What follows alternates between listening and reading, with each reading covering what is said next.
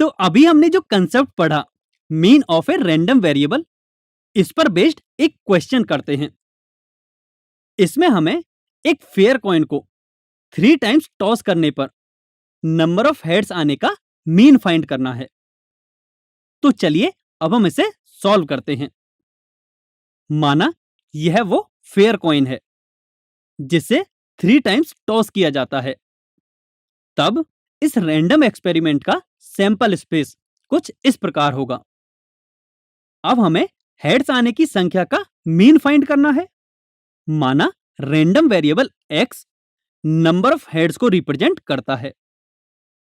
तब sample space के sample points को देखकर हम यह कह सकते हैं कि x की पॉसिबल वैल्यूज 0, 1, 2 एंड 3 हैं। अब हम x की प्रत्येक वैल्यू के करेस्पॉन्डिंग प्रोबेबिलिटी फाइंड करेंगे। सो सबसे पहले x इज इक्वल टू 0 के लिए प्रोबेबिलिटी फाइंड करते हैं, अर्थात जब एक भी हेड नहीं आया हो। अब सैंपल स्पेस में देखें तो केवल एक सैंपल पॉइंट ऐसा है जिसमें कोई भी हेड नहीं आया है।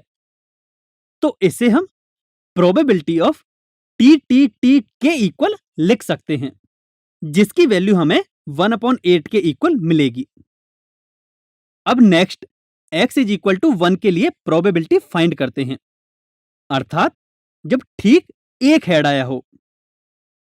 अब यदि हम सैंपल स्पेस में देखें तो एग्जैक्ट 3 सैंपल पॉइंट्स ऐसे हैं जिनमें ठीक एक बार हेड आया है। सो इसे इन सभी की प्रोबेबिलिटीज के सम के इक्वल लिख सकते हैं, जिसकी वैल्यू हमें 3/8 के इक्वल मिलेगी।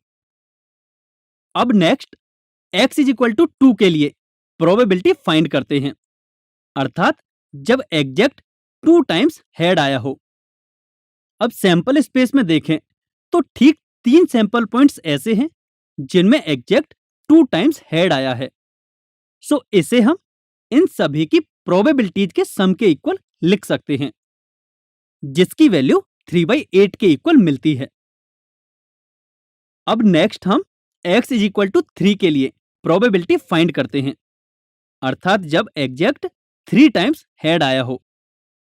अब सैंपल स्पेस में देखें तो ठीक एक सैंपल पॉइंट ऐसा है जिसमें एग्जैक्ट 3 टाइम्स हेड आया है।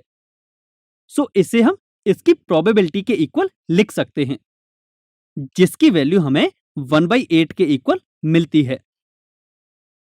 अब इन सभी से यदि हम प्रोबेबिलिटी डिस्ट्रीब्यूशन टेबल बनाएं तो यह हमें कुछ इस प्रकार की मिलेगी।